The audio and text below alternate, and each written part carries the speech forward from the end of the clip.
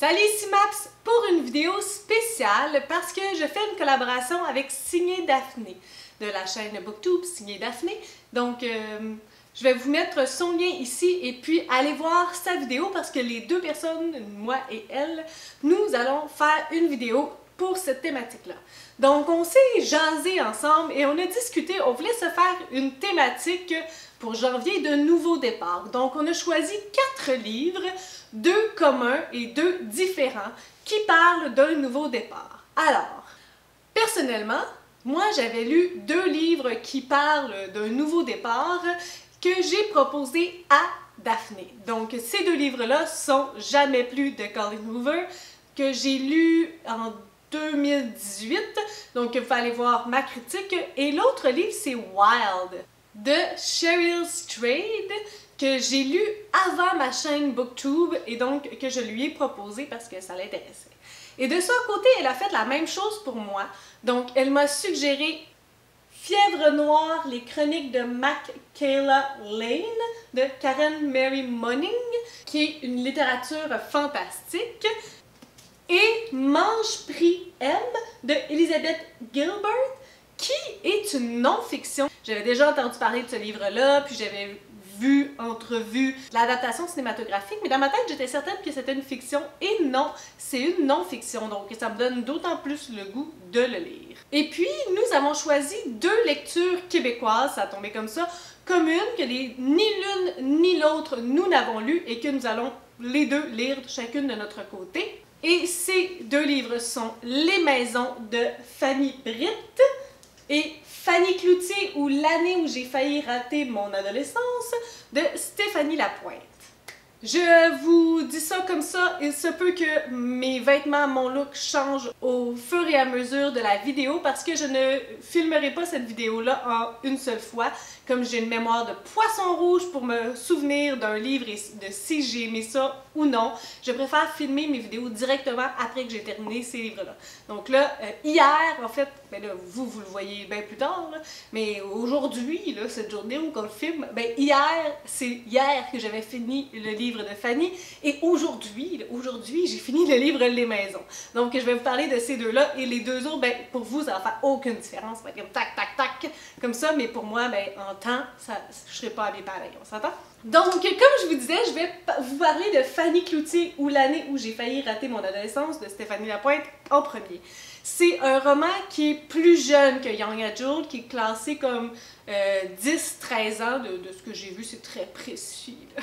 Mais la protagoniste Fanny a 14 ans dans le livre. Donc, pour vous faire un petit résumé, Fanny vit avec son papa à Montréal et de façon très soudaine, son papa lui dit « Ok, ben là, j'ai une grosse affaire professionnelle, je pourrais m'en aller au Japon pendant plusieurs mois, puis ça pourrait être la chance de ma vie. Sauf que, ben toi, tu vas aller vivre avec la famille qu'on a à Sainte-Lorette. » Là, Fanny est comme « Ben, on n'a pas de famille à Sainte-Lorette, tu nous as toujours dit qu'on avait juste nous 2. » Surprise! Donc, Fanny, pour son année de secondaire 3, s'en va habiter avec sa nouvelle famille, qui est en fait sa tante, donc la sœur de sa mère qui est décédée il y a plusieurs années. Donc, sa tante, le mari de sa tante et leur fils qui a son âge. Donc, elle s'en va à Sainte-Lorette pour on ne sait pas combien de temps. Si ça marche, les affaires de son père ou non, elle risque de rester plus ou moins longtemps. Donc, c'est comme ça que ça commence. En premier, je ne peux passer sous silence le format. Parce que oui, vous voyez, la couverture, elle est particulière. Puis même, ça ne vous donne pas un bon rendu parce qu'il y a comme une texture à tout ça. Mais ce qui est vraiment intéressant, là, en premier, c'est vraiment le format de ce livre-là. Et je vais essayer de vous le montrer le plus possible. Moi, je trouve que ça me donne un peu l'impression d'un bullet journal, un peu un journal, comment vous appelez ça? Là? Moi, je suis pas bonne dans ces affaires-là.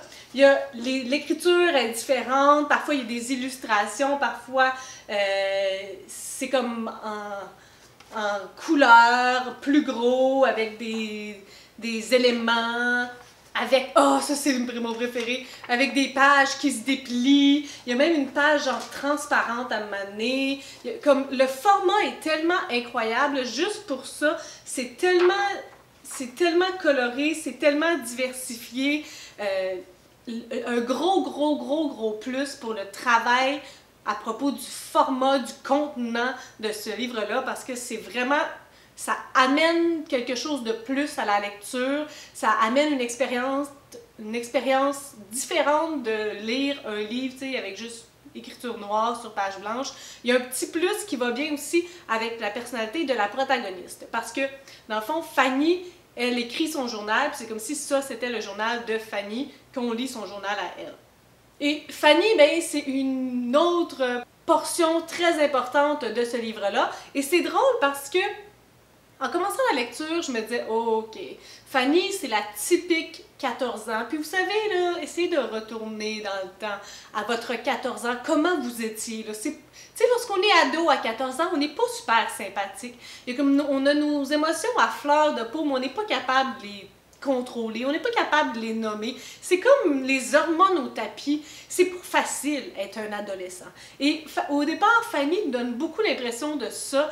Et c'est particulier parce que je lisais certains commentaires à la suite de la fin de ma lecture. Et les gens parlaient beaucoup qu'au départ, il y avait de la difficulté avec la personnalité de Fanny. Elle représente vraiment, pour moi, la phase d'adolescence typique. Tu sais, le fait qu'on est comme juste...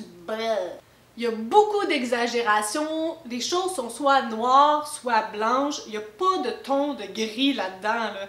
Tu sais, c'est vraiment le fait que son père s'en va pour plusieurs mois puis elle s'en va de nouvelle famille, c'est comme la fin du monde, tu sais. Alors qu'en tant qu'adulte, ben, c'est sûr que ça risque moins de nous arriver, mais on est plus dans les variantes de gris avec les âges, avec les années, que dans tout blanc ou tout noir. Donc au départ, on est comme un peu happé par la personnalité de Fanny, et c'est ça que j'ai remarqué dans les commentaires. Et au fur et à mesure, par contre, on se laisse attacher, on se laisse avoir par sa personnalité, au-delà de tout ce qui est hormonal et au-delà de tout ça, on se laisse vraiment avoir par elle, puis ça c'est un gros plus pour ce livre-là. D'ailleurs, ce qui est vraiment drôle, parce que elle nous écrit comme si on était son journal. Parfois, il y a comme ces petites réflexions qu'elle met avec une petite flèche, ou c'est comme elle met son grain de sel dans son propre journal. C'est juste tellement bon. Et là, ben, il y a l'histoire. Forcément, l'écriture, c'est super fluide, ça se lit super bien, c'est super agréable. L'histoire, ben, c'est quand même une histoire d'adolescent, donc ça sort pas tant des chantiers battus. Puis on voit un peu où ça va arriver. Elle va arriver là, dans cette place-là. Il y a de la colère parce qu'elle s'est faite comme laissée par son père. Il y a tout du ressentiment, les émotions à fleur de peau, les nouvelles personnes qu'elle connaît pas. Donc il y a comme toute l'animosité. Il y a le rejet aussi parce qu'elle va les rejeter, mais en même temps elle va se sentir elle rejetée. Les amitiés d'avant, les amitiés de maintenant, comment se faire des amitiés, tout ce qui est l'école secondaire aussi, de tout ce qui est comme in, tout ce qui est out, c'est tellement important pour ces âges-là là, que ça fait partie de tout ça. L'acceptation, le courage éventuellement de prendre tout ça en main puis de faire comme ben je suis là, fait comme faut que j'en fasse quelque chose. Vraiment, c'est super. Puis la finale.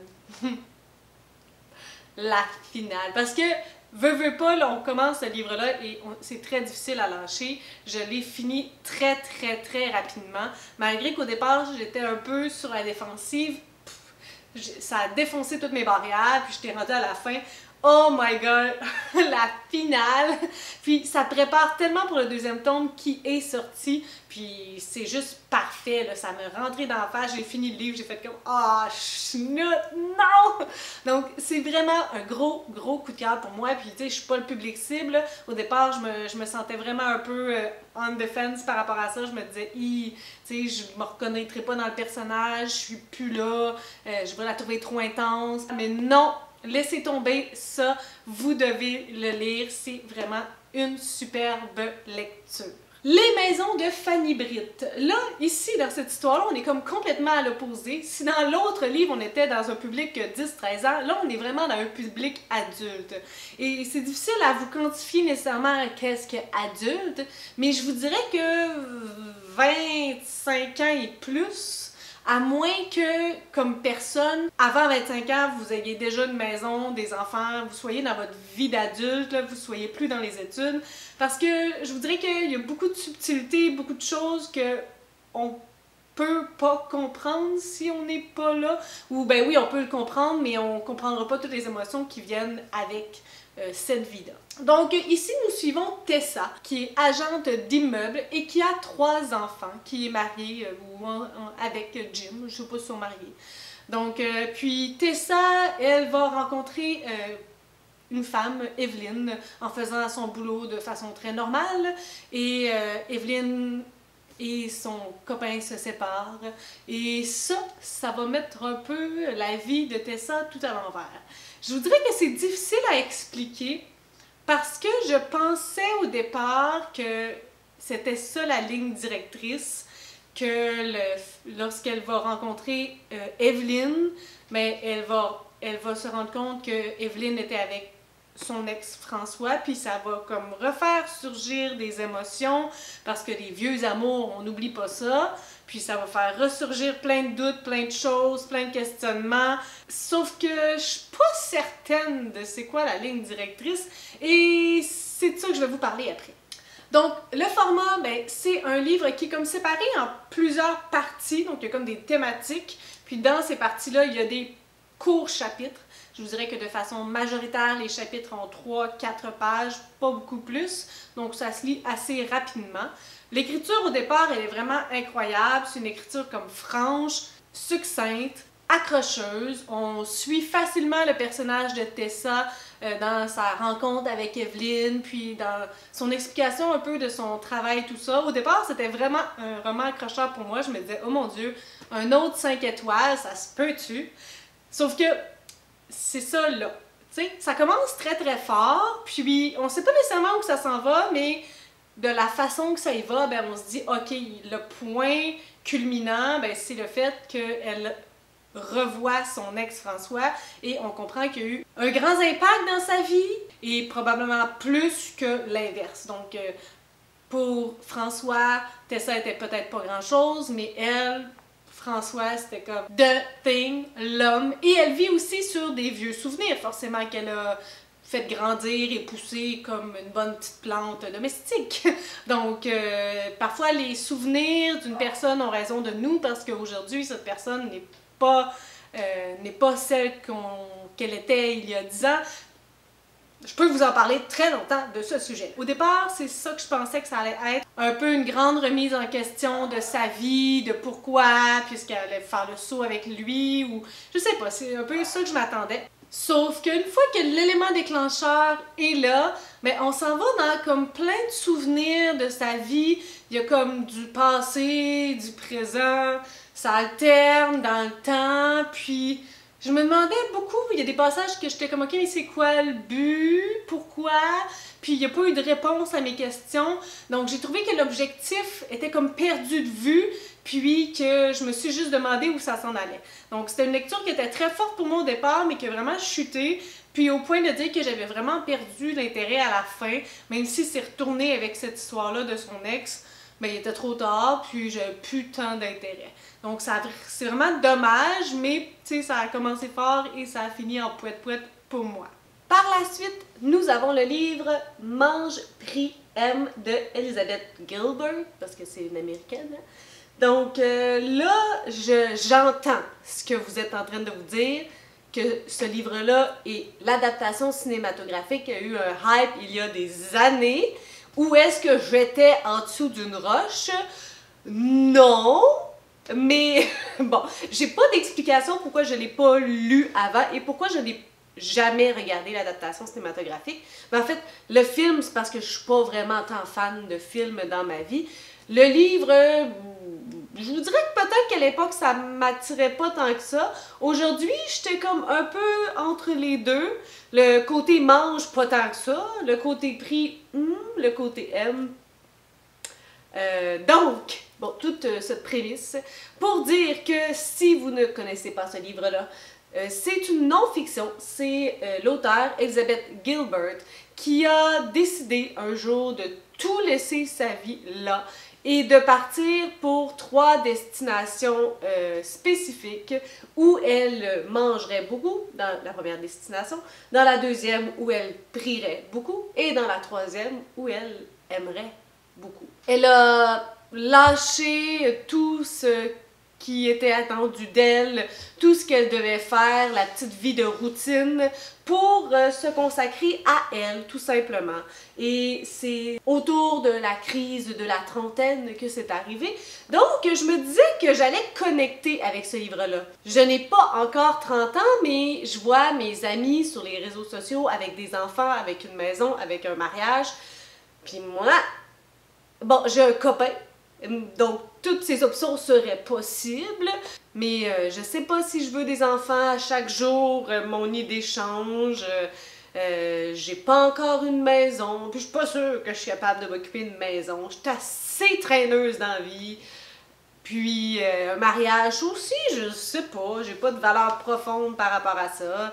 Mon travail, parfois, il y a des journées que je me dis franchement, pourquoi est-ce que je fais ça comme travail? Donc on dirait que la prémisse me disait que j'allais fitter avec ce livre-là. Il est séparé en 3 parties, comme je vous disais. La première partie, elle est en Italie et elle mange beaucoup. Là, je vous dirais que rapidement, on comprend le personnage, ben, la personne.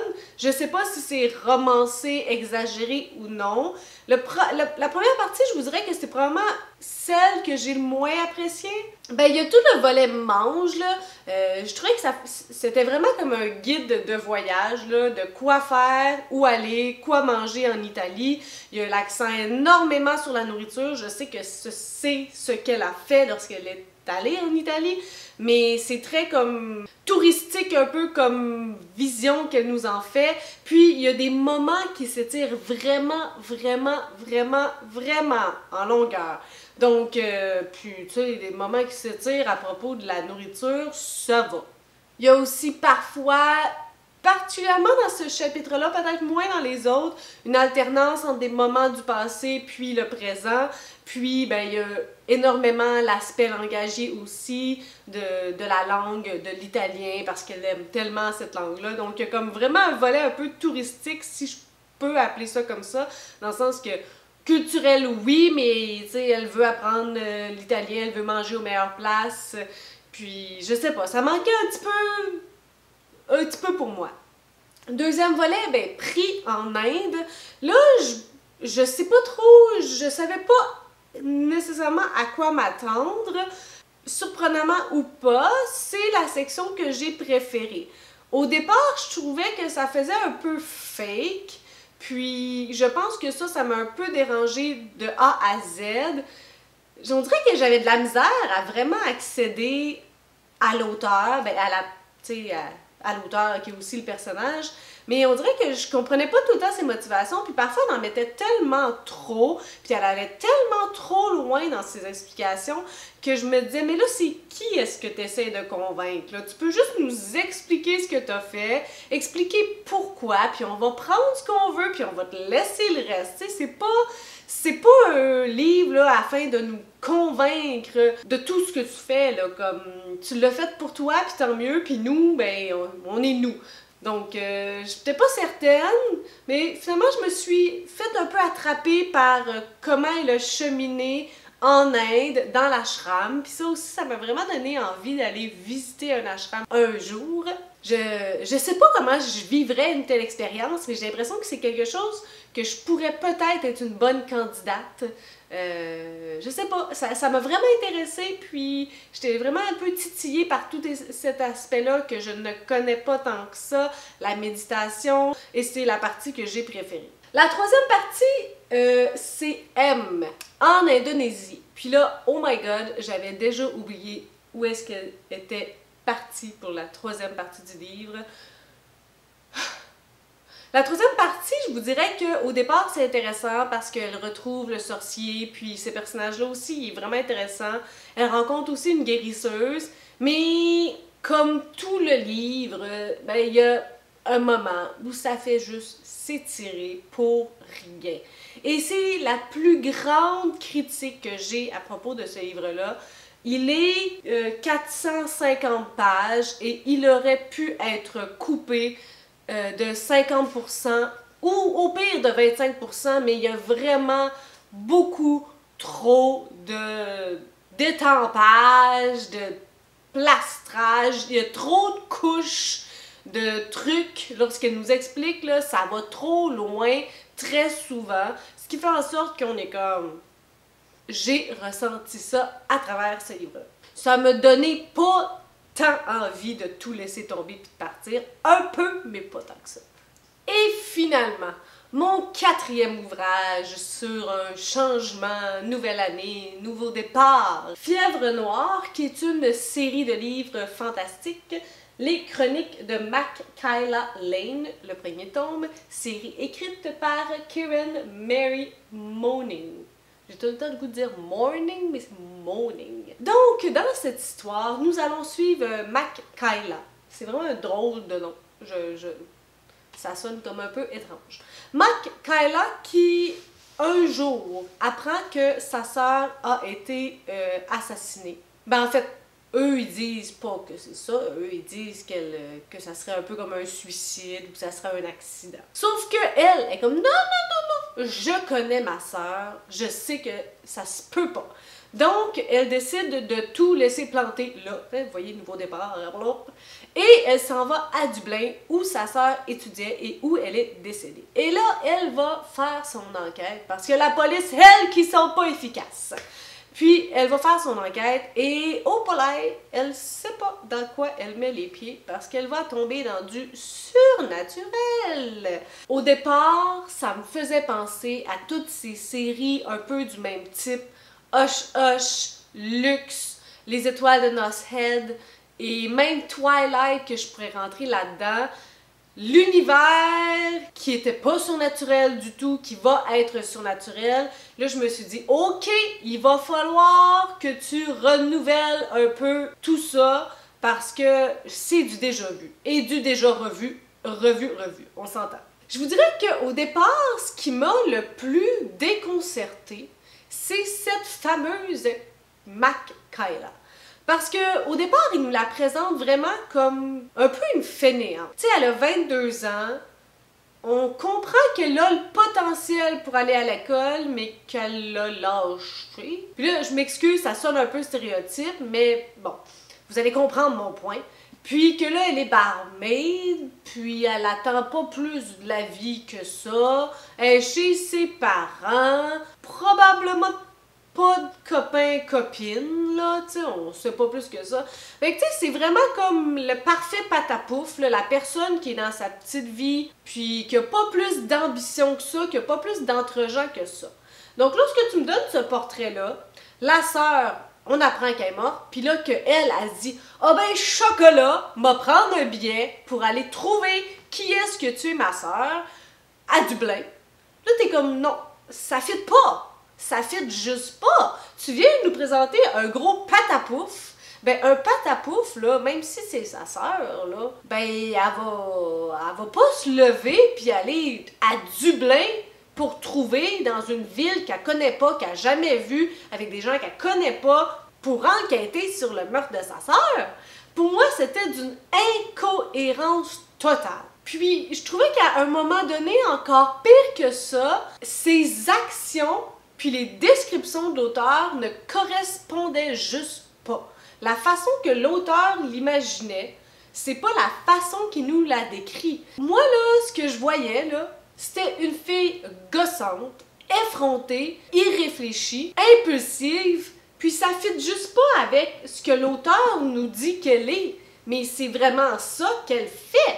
Donc, j'étais comme, je comprends pas. Donc, à partir plus, ça allait mal. Je vous dirais que l'ambiance de déjà vu, le personnage qui me tombe ses nerfs, que je comprends pas, qui est flou parce que la vision de l'auteur puis notre vision, c'est deux mondes. Puis il y a des trucs weird, tu sais, comme, ok, on parle d'être surnaturel, d'une beauté à faire fondre. On revoit les stéréotypes, là. Mais tout d'un coup, il y a ceux-là, là, les facelli qui les veulent pour le sexe. Puis là, lorsque tu es autour de cette personne-là, tout ce que tu veux, c'est te déshabiller puis qu'il te fasse l'amour. Ça, j'ai trouvé ça un peu particulier. Ça, c'était pas du déjà vu, mais en même temps, j'étais pas sûre si c'était du bon goût. Malgré tout, je sais pas ce qui s'est passé, mais je me suis fait embarquer dans le monde. Puis à la fin, ben, je tournais les pages puis je voulais savoir parce que le mystère, ben, de qui a tué sa sœur, Lina, ça c'est intéressant. Puis elle récolte pas beaucoup d'informations par rapport à ça, puis pas rapidement non plus. Au départ, elle apprend le monde surnaturel, puis là, ça y rentre comme une tonne de briques d'en face. Puis là, éventuellement, elle est comme, oui, ok, mais je suis là pour le meurtre de ma soeur, là, wake up, là, surnaturel ou pas. À la fin, j'étais comme, mais je veux savoir, puis j'avais mes hypothèses, puis j'étais comme, je suis sûre que c'est ça, puis elle se fait avoir depuis le début. Donc, je me suis comme embarquée dans l'histoire malgré mes grandes réticences. Ce qui a fini par une bonne moyenne, ben, de ce tome 1, donc à voir pour le tome 2. Donc, voici les 4 ouvrages dont je vous parle pour un nouveau départ de 2019. N'hésitez pas à aller voir la chaîne de Signé Daphné pour sa vidéo collaborative avec la mienne, où elle parle de 2 livres qui sont similaires. Elle a 2 livres qui ne sont pas dans cette vidéo, 2 livres que moi j'ai lus et qu'elle n'a pas lus. Donc allez voir son opinion sur ces 4 ouvrages. Au final, ça va faire comme 6 livres si vous voulez lire à propos d'un nouveau départ pour la nouvelle année. Sur ce, si vous avez aimé cette vidéo, n'hésitez pas à mettre un petit pouce ou à vous inscrire à ma chaîne. Je publie des vidéos à tous les 3 jours. Je vous souhaite de bonnes lectures.